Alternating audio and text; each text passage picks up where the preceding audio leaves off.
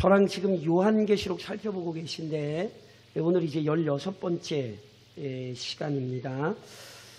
오늘 이제 요한계시록 16번째 시간이고 7교회에게 주신 말씀 중에 6번째로 말씀을 받았던 빌라델비아 교회에 대한 내용을 살펴보시는데 지난 시간에 한번 살펴보시고 오늘 이제 빌라델비아 교회 정리를 하는 겁니다. 자, 빌라델비아 교회는 서문화 교회와 함께 칭찬만 받았던 교회예요. 그런데 그 칭찬의 내용이 무엇이었냐면 빌라델비아 교회는 작은 교회였지만 작은 능력을 가졌지만 작은 능력 가졌다 어떤 뜻이라고 말씀드렸냐면 교회 규모가 작았다는 뜻이에요. 교회의 규모는 작았어요. 하지만 그리스도의 말씀을 굳게 붙들고 그리스도의 이름을 배반하지 않는 충성된 교회였기에 칭찬받았습니다. 지난 시간에도 말씀드렸듯이 교회의 규모가 교회의 권능을 좌우하지 않습니다. 조금 다시 설명드리면 성도의 직분이 그 직분 때문에 성도가 능력 있어지는 게 아닙니다. 제 눈이 말씀드린 거 착각하시면 안 돼요. 신앙생활 오래 한 것이 그 신앙의 능력 아닙니다. 착각하지 마십시오. 작아도 능력 있는 교회가 있고 커도 무능한 교회가 있어요. 신앙생활의 연조는 짧지만 능력 있는 성도가 있고 신앙의 연조는 길지만 그 신앙의 영향력이 없는 성도가 있어요. 우리는 정말로 하나님 앞에 충성된 교회여 성도가 되어야지 겉모양만 번지르르 하는 사람들이 되시면 안 된다는 거예요. 놓치시면 안 돼요. 그래서 비록 작았지만 충성된 교회였기에 하나님께서 그 교회에 열린 문을 두셨죠. 열린 문은 두 가지 의미로 제가 설명을 드렸어요. 하나는 전도의 놀라운 역사일 수 있고 이거보다는 3장의 말씀을 보면 전도보다는 하나님께서 유대인들로 인하여 박해받던 이 교회가 구원의 확신에 있어서 흔들리지 않도록 이들에게 구원의 확신을 부어주신 거예요. 열린 문을 드셔서 그 교회 성도들은 날마다 하늘로서 공급되는 그 은혜를 경험하면서 참으로 말씀 붙들고 신앙생활을 잘 하고 있었죠. 소망하셔야 돼요. 하나님 우리 교회에 열린 문을 달라고 성도들이 모일 때마다 함께 예배할 때마다 하늘의 거룩한 것이 경험되는 교회가 되게 해달라고 간구하셔야 돼요. 이게 빌라델비아 교회였어요. 그런데 자, 저랑 9절을 다시 한번 읽어보시겠어요? 제가 9절을 설명을 반만 하고 못했거든요. 자, 9절 같이 읽겠습니다. 9절 같이 시작. 보라, 사탄의 회당 곧 자칭 유대인이라 하나 그렇지 아니하고 거짓말하는 자들 중에서 몇을 내게 주어 그들로 와서 내 앞에 절하고 내가 너를 사랑하는 줄을 알게 하리라. 자, 자칭 하나님의 백성이라고 했지만 실제로는 사탄의 무리요 사탄의 도구였던 유대인들이 교회를 막 괴롭혔거든요. 그런데 놀랍게 주님께서 뭐라고 말씀하시냐면 유대인들이 내 발 앞에 절하게 될 것이다 이렇게 말씀드렸어요. 그래서 지난 시간에는 우리 번역에 보면 유대인들 중에 이제 거짓말하는 자들 중에서 몇을 내게 주어 이렇게 표현되어 있기 때문에 유대인 중에서 교회를 핍박하던 몇 사람들이 돌아오게 될 것을 예고한 것이다. 예를 들면 사도 바울 같은 경우 원래 누구보다도 열심으로 특심으로 교회를 핍박하던 사람인데 교회를 위해 가장 많이 헌신하는 사람이 됐잖아요. 그러니까 이런 구절로 이해하는 전통도 있다. 제가 지난 시간에 말씀드렸죠. 그런데 우리 번역으로는 내게 몇을 내게 주어 이렇게 번역이 되어 있지만 실은 원문은 그렇지 않아요. 원문은 그냥 거짓말하는 자들 중에서 그래서 그냥 전반적인 유대인을 의미하는 것이 맞는 것으로 보여요. 그러니까 이 해석을 저희는 이렇게 할 수 있어요. 무슨 말씀이냐면 유대인들이 교회를 핍박하고 박해했잖아요. 그런데 결과적으로는 그 유대인들이 교회 앞에 절하게 될 거라는 거예요. 여기 교회 앞에 절하게 된다는 건 교회의 권위에 복종하게 된다는 거예요. 조금 다시 말씀드리면 지금은 유대인들이 교회를 괴롭게 했지만 결국 교회가 유대인들에게서 영적인 승리를 거두게 될 것을 약속하시는 말씀이에요. 특별히 내가 너를 사랑하는 줄, 예수님께서 빌라델비아 교회를 사랑하는 줄 알게 하리라 이렇게 말씀하셨는데 이건 무슨 얘기냐면 자, 시편 23편에 이런 말씀 기억하세요? 주께서 내 원수의 목전에서 내게 뭘 해주세요? 상을 차려주시고 그 구절은 원수 앞에서 우리를 영광스럽게 하신다는 표현이에요. 구약의 고대 사회의 표현이에요. 상을 차려주신다는 것. 밥상을 차려주신다는 건 원수들 앞에서 밥상을 차려주신다. 원수들 앞에서 우리를 영광스럽게 하신다는 뜻이에요. 그러니까 이 구절은 바로 그런 의미예요. 지금은 세상이 교회를 괴롭게 하여 교회가 핍박받고 억압받지만 결국 예수 그리스도 재림하실 그날에 교회가 세상 앞에 영광스럽게 될 거라는 거죠. 그러니 보세요. 그 영광의 사실을 기억하고 우리는 살아야 되는 거예요. 그래서 아까 저랑 읽으신 10절을 다시 한번 봉독하시겠어요? 자, 그래서 10절에 이런 말씀이 이어지는 거예요. 자, 10절 같이 읽겠습니다. 내가 나의 인내의 말씀을 지켰은즉 내가 또한 너를 지켜 시험의 때를 면하게 하리니 이는 장차 온 세상에 임하여 땅에 거하는 자들을 시험할 때라. 자, 내가 빌라델비아 교회가 나의 인내의 말씀을 지켰은즉 빌라델비아 교회가 뭐 했냐면요. 예수님의 인내의 말씀을 지켰다는 거예요. 자, 여기서 보세요. 예수님의 말씀이 그냥 말씀이 아니죠. 예수님의 말씀이 어떤 말씀이에요? 인내의 말씀이죠. 이 얘기는 무슨 얘기인지 아세요? 예수님의 말씀대로 살려면 인내하셔야 된다는 거예요. 인내하지 않으시면 예수님 말씀대로 살 수 없어요. 예수님의 말씀대로 산다는 것 자체가 이 세상에서 여러 가지 다양한 시험과 환난을 인내하며 이 세상의 유혹 속에서 그것을 끊어내며 인내하며 살 수밖에 없는 거예요. 그러니까 인내하지 않으면 실은 성도의 삶은 없는 거라니까요. 그래서 이번 한 주간도 인내하셔야 돼요. 가정에서 어디에서나 우리 주님의 뜻대로 살기 위해 많이 참고 기다리셔야 되는 거예요. 그때 우리 주님이 뭐라고 칭찬하시냐면 내가 또한 너를 지켜. 자, 주님의 말씀을 지킨 자들 우리 주님이 지켜주십니다. 기억하셔야 돼요. 주님의 말씀을 붙드는 자 우리 주님이 붙들어 주십니다. 그러니 말씀을 붙드시라는 거예요. 왜냐하면 내가 말씀을 붙드는 것처럼 보이지만 아니에요. 그 말씀 속에서 우리 주님이 나를 지켜주시고 붙들어 주시는 거예요. 그래서 말씀을 따라 인내하는 거죠. 게다가 지켜주시되 어떻게 지켜주시냐면 시험의 때를 면하게 해주신대요. 그런데 이 시험이 뭐냐면 이는 장차 온 세상에 임하여 땅에 거하는 자들을 시험할 때라. 자, 이 시험의 특징이 두 가지가 나와요. 우선 온 세상에 임한다는 거예요. 그러니까 보세요. 이 시험은 일부 사람들이 받는 게 아니라 온 세상 사람들이 받는 건데 그 온 세상 사람들 중에도 누가 받냐면 땅에 거하는 자들이거든요. 자, 앞으로 저랑 계속 살펴보시겠습니다만 계시록에서 땅에 거하는 자들이라는 표현은 불신자들을 나타내는 표현이에요. 그러니까 지금 온 세상에 시험이 임하되 그 시험이 누구에게 임하는 거예요? 땅에 임하는 자들, 즉 불신자들에게 임하는 거예요. 그러니까 결국 이 표현은 어떤 표현이냐면 예수님 재림하시는 그날에 이 세상은 심판받을 거라는 거예요. 이 세상이 지금 아무리 대단해 보여도 눈이 말씀드리는 것처럼 잊지 마세요. 이 세상은 사라지고 없어져요. 이 세상의 모든 것은 죄악된 것은 심판받는다니까요. 그래서 구약의 이사야서도 그렇고 신약의 요한계시록도 그렇고 우리에게 계속해서 뭐라고 경고하는 줄 아세요? 바벨론을 떠나라. 바벨론에서 떠날지어다. 바벨론이 어딘 줄 아세요? 예전에 고대 왕국 그 바벨론, 아까 오전에 설명드렸던 그 유다를 침략했던 바벨론, 그걸 얘기하는 게 아니라 바벨론은 상징이 있어요. 어떤 상징? 세상을 상징해요. 그래서 보세요.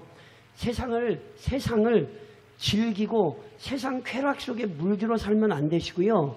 이 세상은 심판받을 세상이기에 세상의 쾌락과 즐거움은 끊어내는 성도가 복된 성도예요. 왜냐하면 이 세상은 심판받으니까. 그리고 이 세상이 심판할 때에 결국 우리는 그 세상 앞에서 영광스러운 자들로 드러날 거란 말이죠. 아멘이세요? 그러니까 보세요. 이번 한 주간도 정말로 세상의 모든 유혹 속에서 세상의 더러움에 물드는 사람들이 아니라, 오전에 제가 설교할 때 말씀드렸던 것은 다니엘이 자기를 더럽히지 않기 위해 애썼던 것처럼 이 세상에 물들지 않기 위해 애쓰는 삶을 사셔야 되는 거죠. 그 성도가 결국 최후 심판 때의 영광의 자리에 나아가게 되는 거예요. 게다가 자 11절을 저랑 같이 한번 읽으시겠어요? 그 성도들에게 우리 주님이 이렇게 약속하세요. 자 11절 같이 시작. 내가 속히 오리니 내가 가진 것을 굳게 잡아 아무도 내 면류관을 빼앗지 못하게 하라. 아멘. 우리 주님이 뭐 하시겠대요? 속히 오신대요. 저랑 그 3장 3절 한번 읽어보시겠어요? 저랑 그 3장 3절에서 실은 사대교회에게 주신 말씀 속에서 어떤 표현을 저랑 살펴보셨냐면, 자 3장 3절입니다. 3장 같이 읽겠습니다. 그러므로 내가 어떻게 받았으며 어떻게 들었는지 생각하고 지켜 회개하라. 만일 일깨지 아니하면 내가 도둑같이 이르리니 어느 때에 내게 이르는지 내가 알지 못하리라. 자, 사대교회에게는 우리 주님이 내가 도둑같이 온다 하신 말씀이 어떤 말씀이었냐면, 우리 주님이 도둑같이 와서 그들을 책망하신다는 말씀이었어요. 그러니까 무서운 말씀이었어요. 근데 지금 저랑 읽으신 11절에 빌라델비아 교회에게 주시는 내가 속히 오리니라는 말씀은 위협이나 경고의 말씀이 아니에요. 위로의 말씀이에요. 지금 주님의 말씀을 굳게 붙들고 빌라델비아 교회가 인내하고 있잖아요. 그 인내하고 있는 교회를 향하여 걱정하지 마. 내가 속히 올 거야. 너희가 지금은 고통받고 억압받고 있지만 기억해라. 나 속히 온다. 우리 주님이 이렇게 약속하셨다니까요. 조금 다시 말씀드려요. 이 세상에서의 우리의 고난 영원하지 않습니다. 예수 믿는 어려움 영원하지 않습니다. 그 사실을 잊으시면 안 돼요.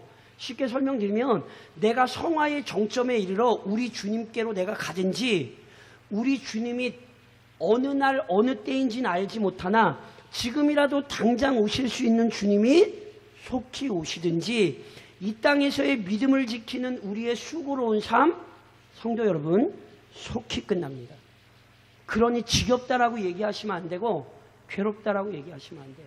우리 주님 말씀대로 내가 속히 오리니 그 말씀 기억하며 이번 한 주간도 인내하셔야 돼요.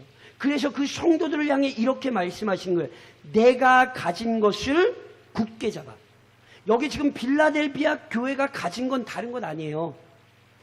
작은 능력을 가졌지만 예수님에 대한 신실한 태도를 유지했잖아요. 6개월 하나님의 은혜로 사신 것 감사하시죠? 그 믿음 잃어버리시지 말라고요. 지금 가진 그 믿음 굳게 잡으시고 나머지 6개월 또 사시는 거예요. 몰라요. 우리 주님 나머지 6개월 언제 정말 재림하실지 몰라요. 그걸 계시록이 가르치고요. 그걸 성경이 가르쳐요. 속히 오신다고 하셨으니 우리 주님은 언제 오실지는 알지 못해도 우린 지금의 이 믿음을 굳게 잡아야 하는 거예요. 그렇게 굳게 잡아 아무도 내 면류관을 빼앗지 못하게 하라. 이렇게 말했으면 아무도 내 면류관을 빼앗지 못하게 하라. 자, 이 말씀은요, 누가 진짜 우리 면류관 빼앗아 간다는 얘기 아니에요. 면류관은 누가 주시는 거예요? 주님이 주시는 거지 내가 만들어 쓰는 거 아니에요. 그러니까 면류관을 우리 주님께서 믿음을 지키며 인내했던 모든 성도들에게 우리 주님이 허락하실 거란 말이에요. 그러니까 이걸 주님이 주시는 걸 누가 우리 손에서 빼앗아가겠냔 말이에요. 그러니까 여기 지금 아무도 내 면류관을 빼앗지 못하게 하라, 이게 진짜로 우리 면류관 빼앗긴다는 얘기가 아니라 분명히 우리에게 면류관이 보장되어 있으니 열심을 내라는 뜻이에요. 그러니까 남은 하반기도 열심으로 지금도 신앙생활을 하고 있는 대로 그대로 열심히 하나님 앞에서 섬기며 사시라는 거예요. 우리 주님이 속히 오실 것을 정말 기억한다면 지금의 신앙이 더 성장할 수 있도록, 지금보다 더 충성할 수 있도록 열심을 내며 살아야 한다. 우리 주님이 지금 이렇게 말씀하시는 거예요. 면류관 보장되어 있으니 그 상급 바라보고 충성해라, 이렇게 권면하며 위로하시는 거죠. 그리고 그 성도들을 향하여 이제 다시 한번 또 이렇게 말씀하세요. 자, 12절이에요. 12절 저랑 같이 읽겠습니다. 12절 같이 시작. 이기는 자는 내 하나님 성전에 기둥이 되게 하리니 그가 결코 다시 나가지 아니하리라. 내가 하나님의 이름과 하나님의 성 곧 하늘에서 내 하나님께로부터 내려오는 새 예루살렘의 이름과 나의 새 이름을 그의 위에 기록하리라. 아멘. 앞서도 계속 살펴보셨잖아요.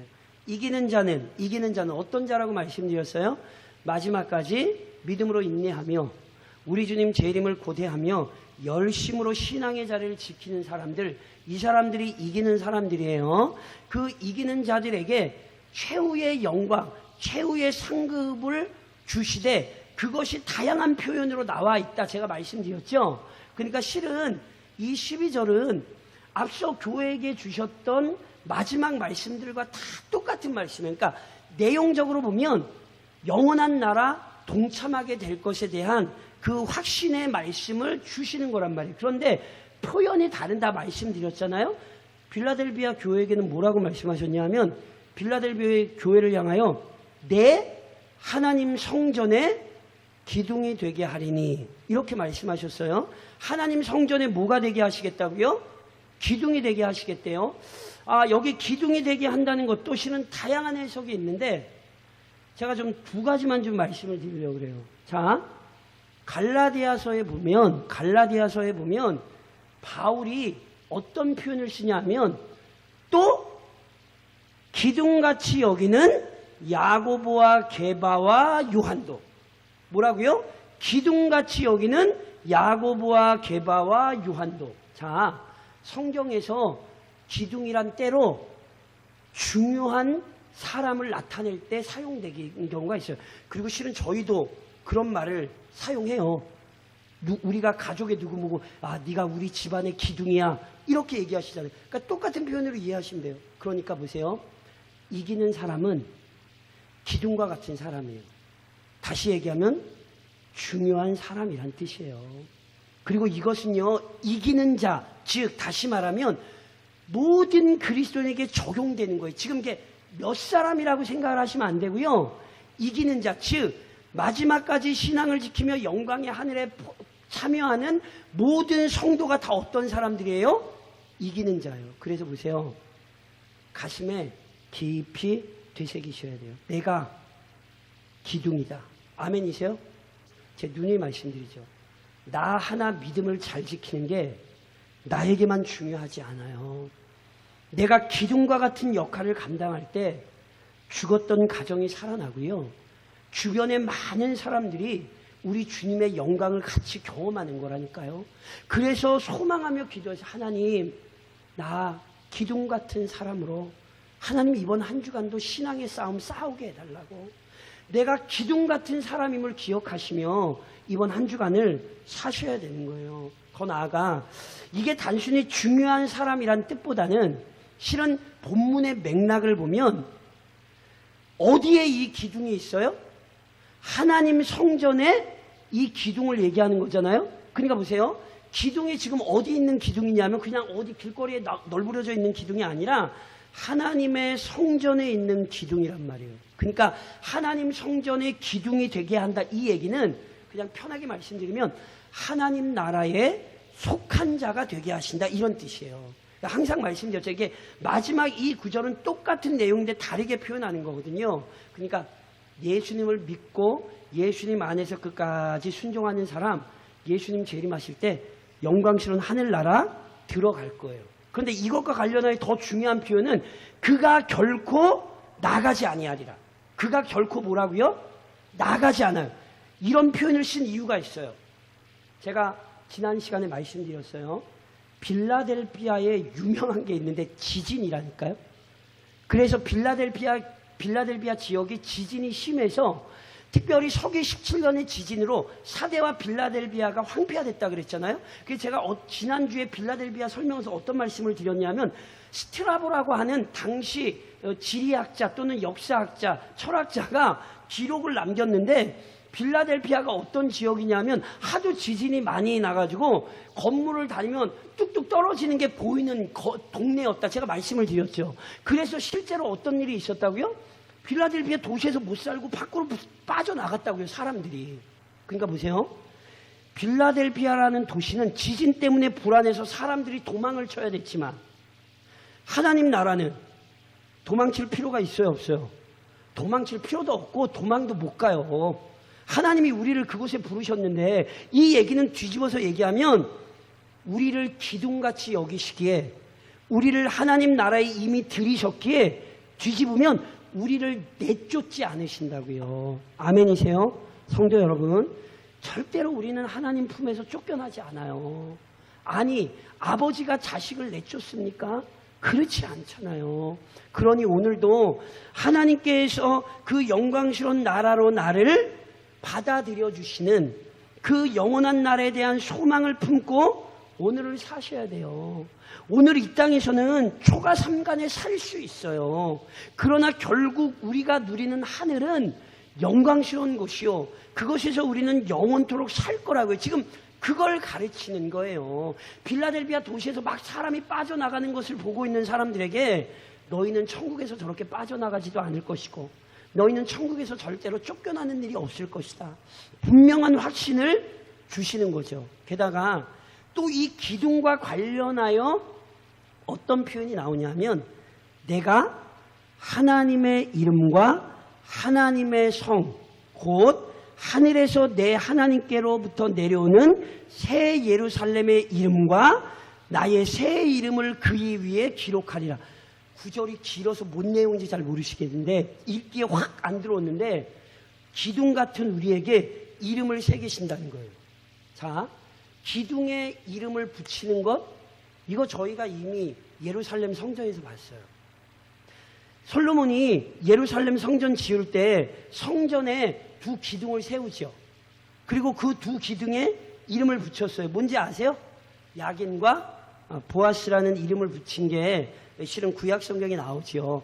그래서 이것을 그런 의미로 이해하시는 학자들이 좀 있어요.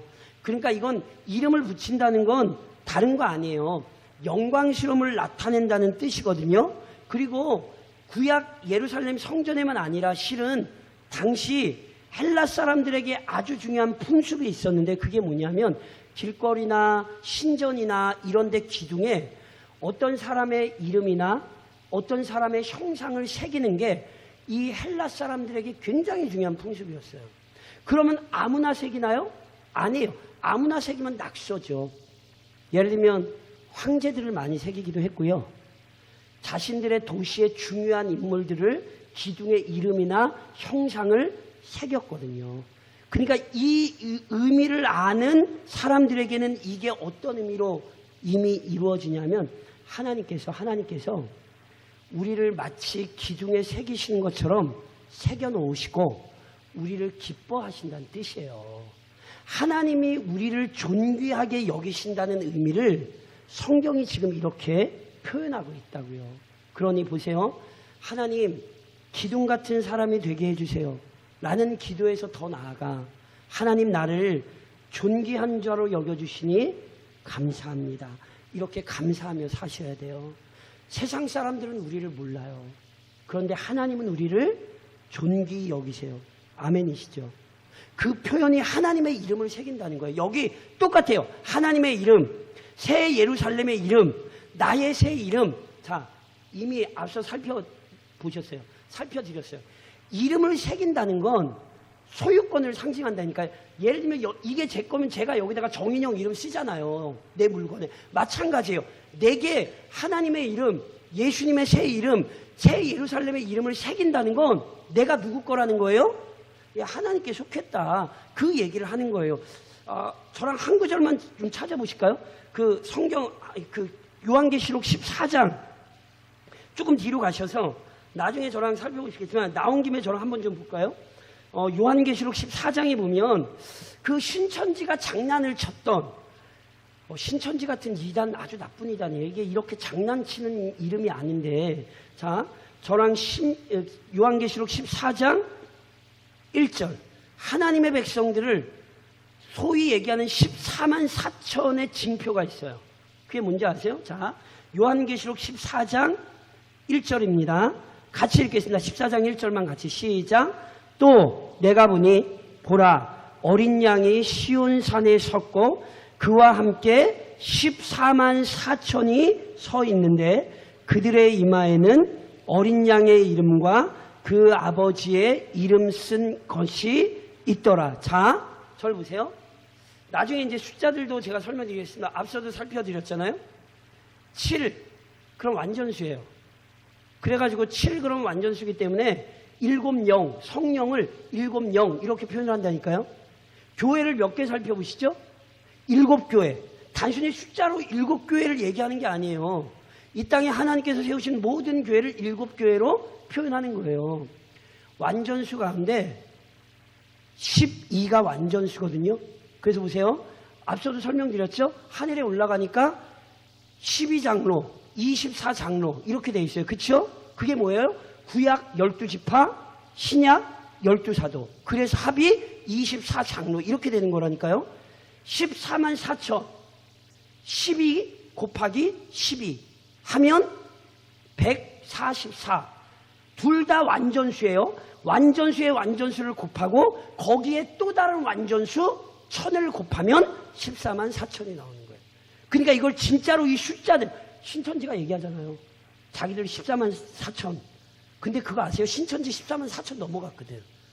그러니까 거짓말을 자기들이 하고 자기들이 거짓말을 티를 내는 거예요. 그런데 거기 사람들이 속으니 이게 숫자로 생각하시면 안 되고 완전수로서 하나님의 완전한 백성을 상징하는 거예요. 그런데 그 14만 4천 완전한 하나님의 백성에게 뭐가 있어요? 그들의 이마에 뭐가 있어요? 이마에 이름이 있다는 게 진짜로 이마에 이름을 새긴다는 뜻이 아니라 제가 지금 말씀드린 것처럼 소유권을 상징하는 거예요. 예수님에게 속한 자들은 예수님의 이름이 그 이마에 있어요. 세상에 속한 자들은 그 이마에 뭐가 있게요?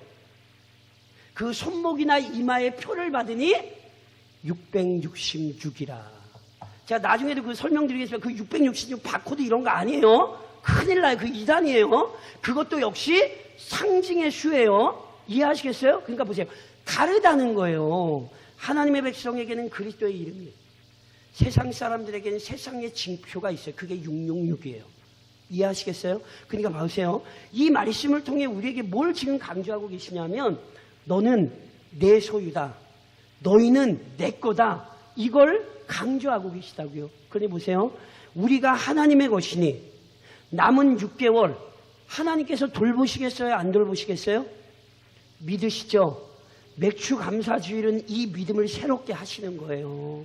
지나온 돌아보며 6개월 감사하실 뿐 아니라 하나님의 소유이기 때문에 반드시 하나님께서 책임지신다. 그 확신을 가지고 미리 감사할 수 있는 것이고, 앞서도 오전에 설교하면서 말씀드렸던 것처럼 감사하기 어려운 순간에도 감사하며 사셔야 되는 거예요. 그래서 결국 저를 좀 한번 따라 하시겠어요? 저를 좀 한번 따라 하시겠어요? 끝까지 믿음으로. 뭐라고요? 끝까지 믿음으로 사셔야 돼요. 오늘 분명히 뭐라고 권면했냐면 내가 가진 것을 굳게 잡아 아무도 내 면류관을 빼앗지 못하게 하라. 성도 여러분, 믿음에서 이탈하시면 안 돼요. 많은 사람들이 믿음에서 이탈하는 게 오늘 우리의 현실이에요. 코로나라고 이탈하고, 경제적으로 어렵다고 이탈하고, 가정에 무슨 일이 있다고 이탈하고, 아니요. 그러시면 안 돼요. 우리는 끝까지 굳게 잡아야 돼요. 6개월 어찌됐건 저희가 2023년 시작하시면서 마음을 다잡고 시작하셨는데, 아유, 벌써 반이 지났습니다. 신속하게 지났죠. 반도 신속히 지날 거예요. 그러니까 그 신속히 지나가는 삶 속에 행여나 이탈하는 일이 없도록 굳게 잡으셔야 돼요. 우리에게 보장된 면류관이 있다는 사실을 기억하시고 끝까지 이 믿음을 지키며 사시라고요. 끝까지 예배의 자리를 지키시고 끝까지 기도의 자리를 지키시고 끝까지 헌신의 자리를 지키세요. 왜요? 우리 주님 속히 오세요. 그래서 바울 선생님이 우리에게 이렇게 권면했어요. 그러므로 내 사랑하는 형제들아, 견실하며 흔들리지 말고 항상 주의 일에 더욱, 저를 좀 따라 하시겠어요? 힘쓰는 자들이 되라. 어떤 자들이요? 힘쓰는 자들이 되라. 그래서 우리 사랑하는 대강중앙교회 모든 교인들이 남은 6개월 참으로 빌라델비아 교회처럼 열심으로 힘쓰는 자들이 되시기를 교회 머리이신 주님의 이름으로 권면드립니다.